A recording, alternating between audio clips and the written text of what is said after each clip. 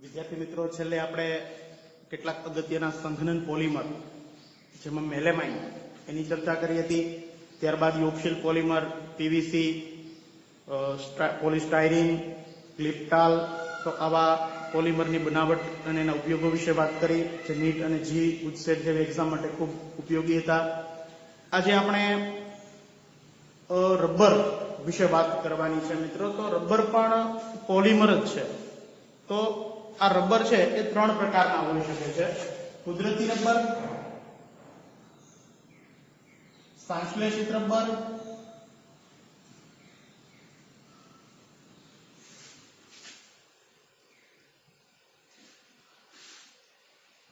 અને અર્ધ સંશ્લેષિત રબર.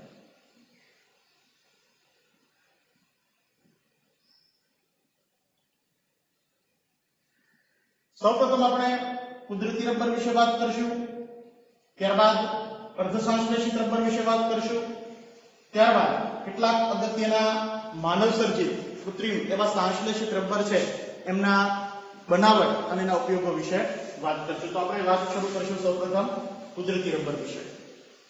તો કુદરતી રબર કુદરતી રીતે મળી આવે છે. ક્યાંથી મળી આવે, કેવી રીતે મળી આવે એની ચર્ચા કરીએ આપણે. તો કુદરતી રબર છે તે રબરના ઝાડ કે જે ભારત, મલેશિયા, ઇન્ડોનેશિયા, દક્ષિણ અમેરિકા, તો આવા દેશોની અંદર એમના ઝાડ છે એ જોવા મળે છે. તો આ ઝાડની જે પેલું છે થડ, તો એના આગળ ચરકા મારે એટલે ત્યાંથી સફેદ રંગનું દૂધ એવું પ્રવાહી નીકળે છે, દૂધ જેવું.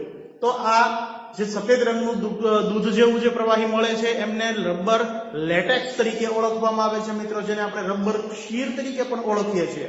તો રબર ક્ષીર અથવા રબર લેટેક્સ પ્રાપ્ત થાય છે. આ રબર લેટેક્સ છે એમને પાણીની અંદર કલીલમય દ્રાવણ બનાવી અને એમનું ત્યારબાદ સાંદ્રણ જો કરવામાં આવે તો મિત્રો આપણને કુદરતી રબર છે એ પ્રાપ્ત થતું હોય છે. તો આ કુદરતી રબર છે એ ખૂબ અગત્યનું છે, તો એમના વિશે વાત કરવાની છે. તો આ કુદરતી રબર કે જેને જે સ્થિતિસ્થાપકતાનો ગુણધર્મ ધરાવે છે, સ્થિતિસ્થાપકતા કહેતા રબરને આપણે ખેંચીએ તો ખેંચાય અને ફરી પાછું જો એના પર બળ છોડી દેવામાં આવે તો પોતાની મૂળ સ્થિતિમાં અને મૂળ કદમાં પાછું ફરે છે, એટલે કે જેને સ્થિતિસ્થાપકતાનો ગુણધર્મ ધરાવે છે. તો આવા રબરને આપણે ઇલાસ્ટોમર તરીકે પણ ઓળખી શકીએ છીએ. તો આ રબર છે એમના વિશે આપણે લખીએ, કુદરતી રબર વિશે.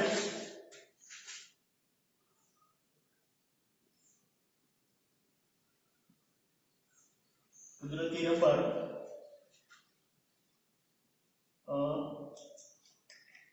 ના ઝાડ ભારત, શ્રીલંકા, મલેશિયા, ઇન્ડોનેશિયા,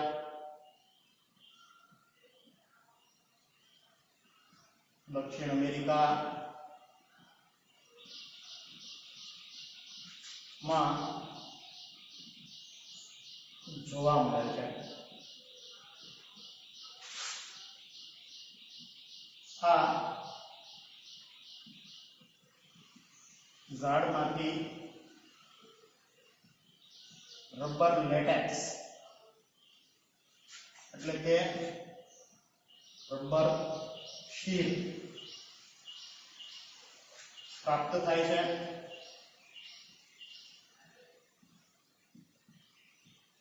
જેનું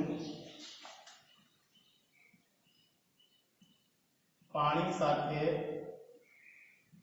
કલીલમય દ્રાવણ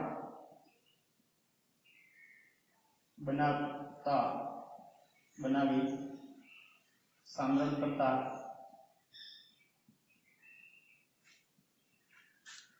કુદરતી રબર પ્રાપ્ત થાય છે.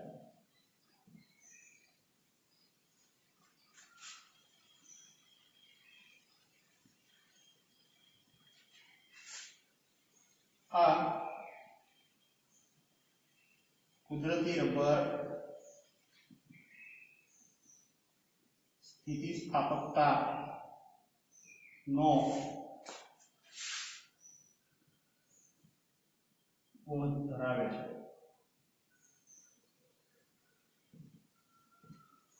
માટે તેને ઇલેસ્ટોમર પણ રબર પણ કહે છે.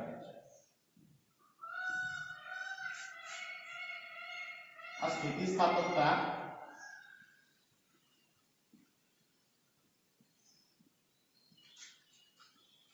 રબરના પોલિમર રબરની પોલિમર શૃંખલા વચ્ચે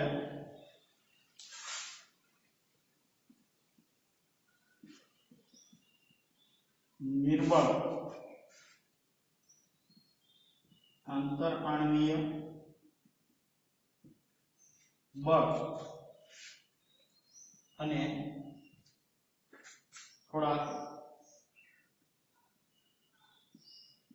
તિર્યક બંધન ના કારણે હોય છે.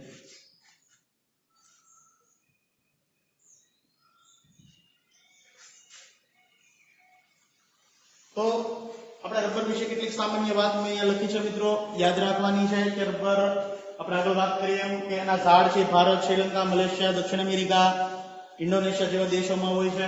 અને આ રબર જે ઝાડમાંથી રબર લેટેક્સ પ્રાપ્ત કરવામાં આવે અને એનું પાણીમાં કલીલમય દ્રાવણ તૈયાર કરવામાં આવે અને એમાંથી કુદરતી રબર છે પ્રાપ્ત થાય છે. આ કુદરતી રબર સ્થિતિસ્થાપકતાનો ગુણ ધરાવે છે. શા માટે ધરાવે છે એના વિશે વાત આપણે અહીંયા લખી કે એની અંદર આ પોલિમર જે શૃંખલાઓ છે એ પોલિમર શૃંખલાઓ વચ્ચે આંતરાણવી નિર્બળ પ્રકારનું આંતરાણવી બંધન હોય છે અને આ ઉપરાંત કેટલીક જગ્યાએથી તિર્યક બંધન કે આમ ક્રોસમાં બંધન, તિર્યક બંધન એટલે ક્રોસમાં આંતરાણવી બળ, તો એ ટાઈપનું બંધન પણ હોય છે જેના કારણે એમાં સ્થિતિસ્થાપકતાનો ગુણ દાખલ થાય છે મિત્રો. તો આ કેટલીક સામાન્ય વાત લખી. ત્યારબાદ આપણે એના મોનોમર વિશે વાત કરશું અને એના બંધારણ વિશે વાત કરીએ.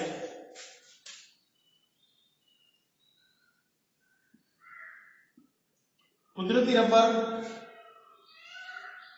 નો મોનોમર આઇસોપ્રીન કે જેમનું આઈયુપીએસી નામ છે 2 મિથાઇલ બ્યુટા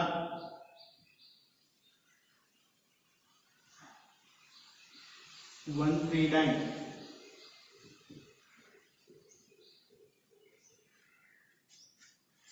છે જેનું બંધારણ નીચે મુજબ છે.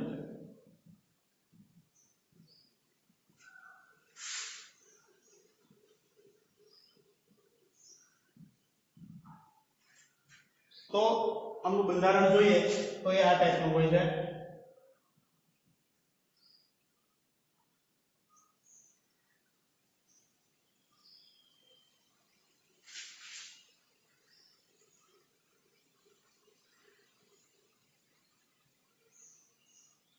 CH2 double bond CH3 CH double bond CH2. તો આ આઇસોપ્રીન છે.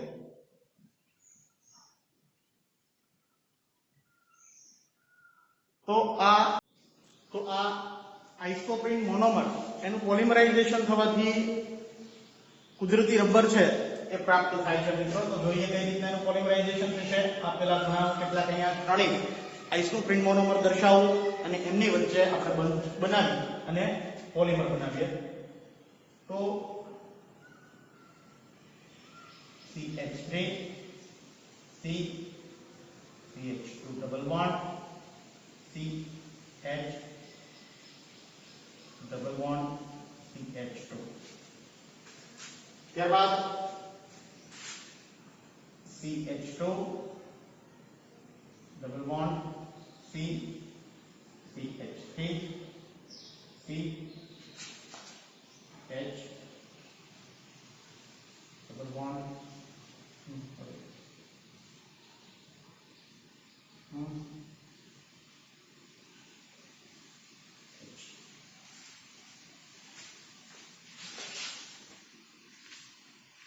ત્યારબાદ CH2 C double bond CH2 CH2. તો મિત્રો મેં અહીંયા ત્રણેય આઇસોપ્રીન મોનોમર દર્શાવ્યા છે. તો આ બધું જો તોડીએ આને આપણે અન્ય નામ આપણે ધોરણ 11 ની અંદર શીખી ગયા સીસ અને ટ્રાન્સ સમઘટક. તો આ બંને ભાગ નીચે છે એટલે આપણે એને સીસ પ્રકારનો સમઘટક પણ કહી શકીએ છીએ. તો આ આઇસોપ્રીન નું અન્ય નામ પણ થશે સીસ 1,4 પોલીઆઇસોપ્રીન. એવું નામ પણ આપણે આ કુદરતી રબરને આપી શકીએ છીએ. હમણાં નીચે લખીએ આપણે સીસ 1,4 પોલીઆઇસોપ્રીન.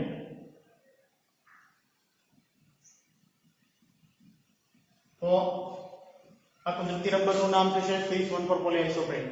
તો આ બંધ તૂટે, એક ઇલેક્ટ્રોન અહીંયા, એક ઇલેક્ટ્રોન આ કાર્બન પર, અહીંથી આ બંધ તોડીએ, એક આ કાર્બન પર, એક આ કાર્બન પર ઇલેક્ટ્રોન. તો આવી જ રીતે દરેક ની અંદરથી પાઈ બોન્ડ તૂટશે. અહીંયા આ પાઈ બોન્ડ તૂટે, એક આ કાર્બન પર, એક આ કાર્બન પર, અહીંયા દર્શાવી દો. આ પાઈ બોન્ડ તૂટે, આ કાર્બન પર, એક અહીંયા ઇલેક્ટ્રોન.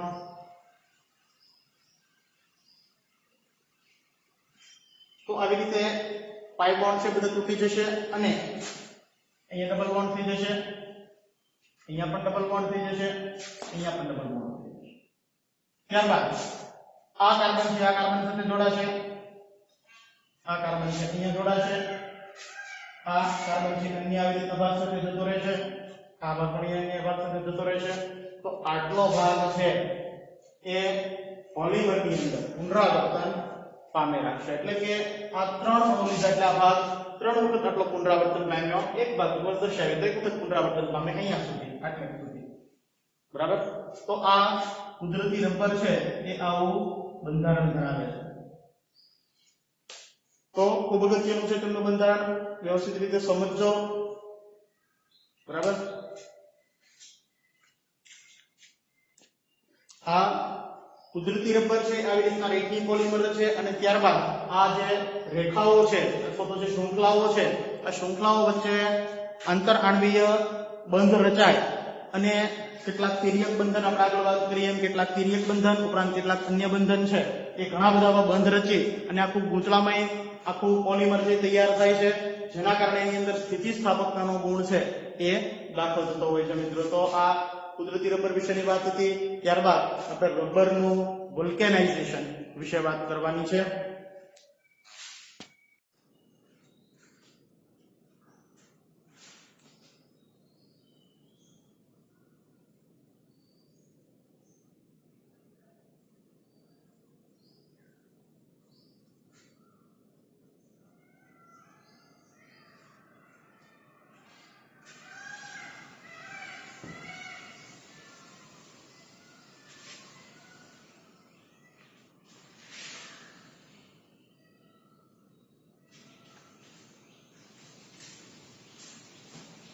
રબરનું વલ્કેનાઇઝેશન.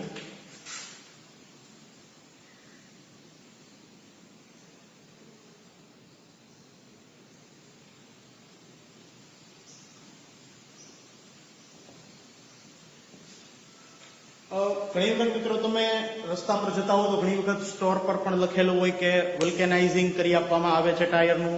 તો એમાં શું હોય કે ઘણી વખત આપણું ટાયર જે છે એમાં પંચર એવી જગ્યાએ પડ્યું હોય કે જ્યાં રિપેરિંગ ન થઈ શકે એમ હોય, પછી ટીકડી ન ચોંટે એમ હોય, તો એ લોકો શું કરે કે કેટલોક રબર એ આવા સલ્ફર સાથે મિશ્ર કરી ત્યાં ચોંટાડીને એને આવી રીતના પેલા મશીનની અંદર ફિટ કરીને બેસાડી દેતા હોય છે. તો જેના કારણે એ ગરમીના કારણે તમે વચ્ચે તિર્યક બંધન રચાય અને એનું વલ્કેનાઇઝેશન થઈ અને ત્યાં પંચર થતું હોય છે. તો આ પંચર કેવી રીતે થાય એ આ બાબત છે એ વ્યવસ્થિત રીતે આપણને અહીંયા સમજાવ્યા છે. તો રબરનું વલ્કેનાઇઝેશન આપણે સૌપ્રથમ જોઈએ. તો કેટલાક કુદરતી રબર છે એમાંથી આપણે ટાયર નથી બનાવી શકતા. ઘણા બધા એવા એની મર્યાદાઓ રહેલી છે કે આ મર્યાદાના કારણે આપણે એનો ઉપયોગ છે એ વિશેષ પ્રમાણમાં નથી કરી શકતા. તો કેટલીક મર્યાદાઓ હું તમને અહીંયા દર્શાવું મિત્રો.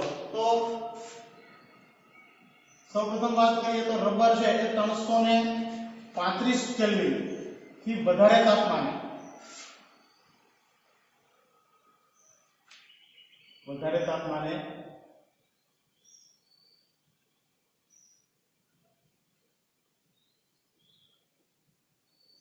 નરમ પડે અને 283 કેલ્વિન થી ઓછા તાપમાને બરડ બને.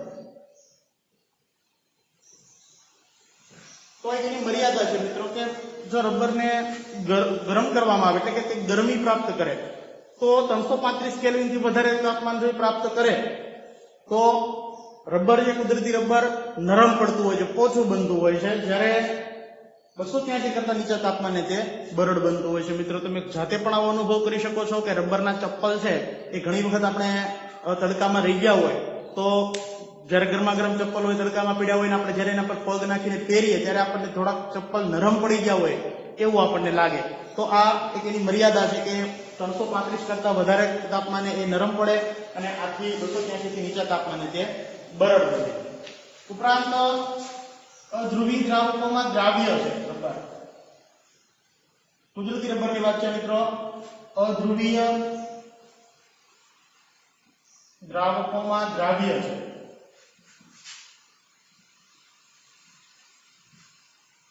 ઉપરાંત તે પાણી શોષવાનો ગુણધર્મ ધરાવે છે. આ તાપમાને પાણી શોષવાનો ગુણધર્મ ધરાવતો હોય છે.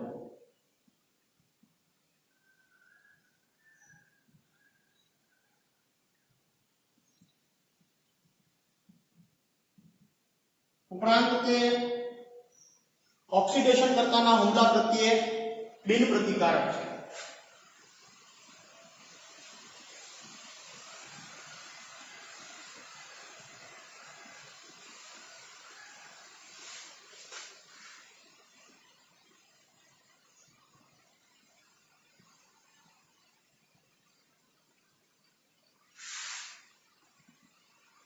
એટલે કે રબર જે ઘણી વખત આપણે જોતા હોય તો અમુક ટાઈમ બાદ નબળું પડી જતું હોય છે, આવી રીતે આમ થોડુંક તૂટી જતું હોય છે. તેનું કારણ છે કે હવામાં રહેલો ઓક્સિજન ઉપરાંત એવા ઘણા બધા ઓક્સિડેશન કરતા પદાર્થો છે કે જેના કારણે રબરને નબળું બનાવે છે અને તે એના હુમલા પ્રત્યે બિન પ્રતિકારકતા દર્શાવે છે. તો આવા એમની મર્યાદાઓ રહેલી છે. તો આ મર્યાદા દૂર કરવા માટે રબરનું વલ્કેનાઇઝેશન કરવું જરૂરી છે. તો આ બધી મર્યાદા દૂર કરવા માટે કુદરતી રબરની અંદર સલ્ફર મિક્સ કરી અને 373 કેલ્વિન થી 415 કેલ્વિન તાપમાને જો રબરને ગરમ કરવામાં આવે તો કુદરતી રબરની અંદર જે વચ્ચે ડબલ બોન્ડ હતો તે તૂટી અને તિર્યક બંધન રૂપે સલ્ફર છે એમની વચ્ચે દાખલ થતો હોય છે, જેના કારણે રબર છે એની અંદર કેટલાક અગત્યના ગુણધર્મો ભળતા હોય છે જે આ મર્યાદાઓને દૂર કરે છે. મિત્રો તો જોઈએ કુદરતી રબરને અથવા તો મૂળ રબરને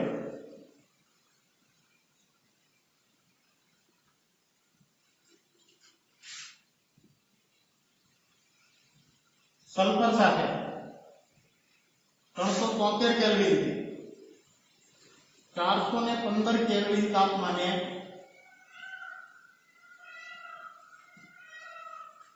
ગરમ કરતા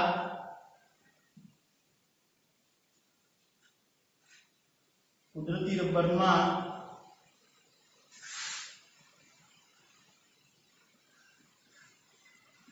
દ્વિબંધ તૂટી સલ્ફર નીચે દર્શાવ્યા મુજબ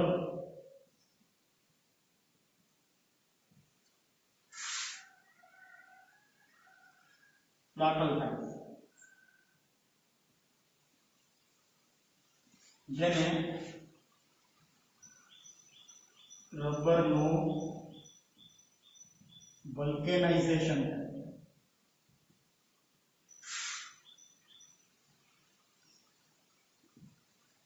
તો આપણે કુદરતી રબર વિશે વાત કરીએ છીએ મિત્રો કે એનું બંધારણ આ ટાઈપનું હતું.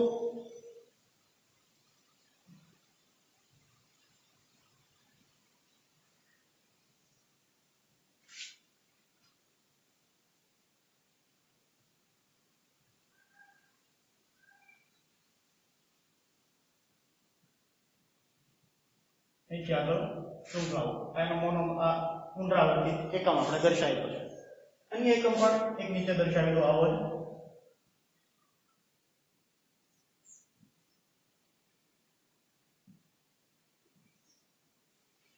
તો આ બે મેં કુદરતી રબરના પુનરાવર્તિત એકમો દર્શાવ્યા. હજી બાજુમાં પણ દર્શાવી દઉં.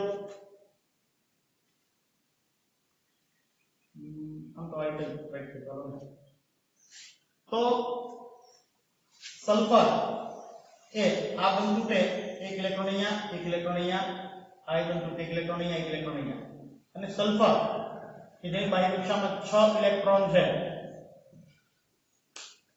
તે એક એક ઇલેક્ટ્રોનની ભાગીદારી આવી રીતના કાર્બન સાથે કરશે અને વચ્ચે આવી રીતે દાખલ થશે. તો આવી રીતના તિર્યક બંધન સ્વરૂપે સલ્ફર છે કે વચ્ચે બે શૃંખલાઓ વચ્ચે દાખલ થઈ અને જે આ કુદરતી રબરની જે કે મર્યાદાઓ છે એ દૂર કરે છે અને તેના કારણે પ્રબળ બંધ બને છે અને આ બધી મર્યાદાઓ દૂર થાય છે અને રબરનું જેને આપણે વલ્કેનાઇઝેશન તરીકે ઓળખીએ છીએ. તો ટાયર માટેના જે રબર છે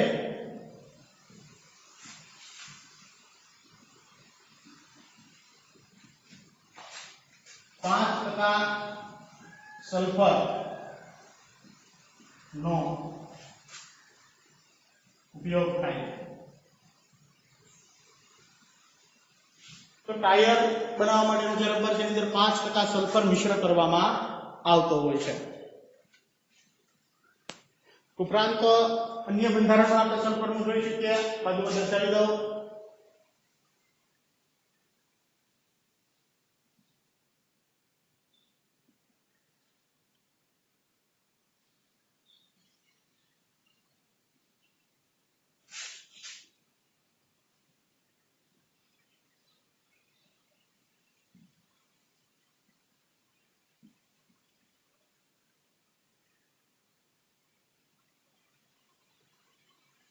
તો અહીંથી એક એક હાઇડ્રોજન વિસ્થાપન પામશે સલ્ફર સાથે અને એક સલ્ફર છે આવી રીતના આગળ આપણે વાત કરી અહીંયા એવી જ રીતે સલ્ફર દાખલ થશે. ઉપરાંત આમાં છૂટો પડેલો હાઇડ્રોજન આ હાઇડ્રોજન એ H2 રૂપે અથવા તો H2S ગેસ સ્વરૂપે છૂટો પડશે. તો આવી રીતે પણ આ સલ્ફરના બંધારણ આપણે દર્શાવી શકીએ, રબરનું બંધારણ દર્શાવી શકીએ. તો આ બે શક્ય એવા આપણે બંધારણો છે એ અહીંયા દર્શાવ્યા છે. યાદ રાખવાના છે બંને બંધારણો. તો આવી રીતે રબર છે એમનું વલ્કેનાઇઝેશન કરવામાં આવે છે.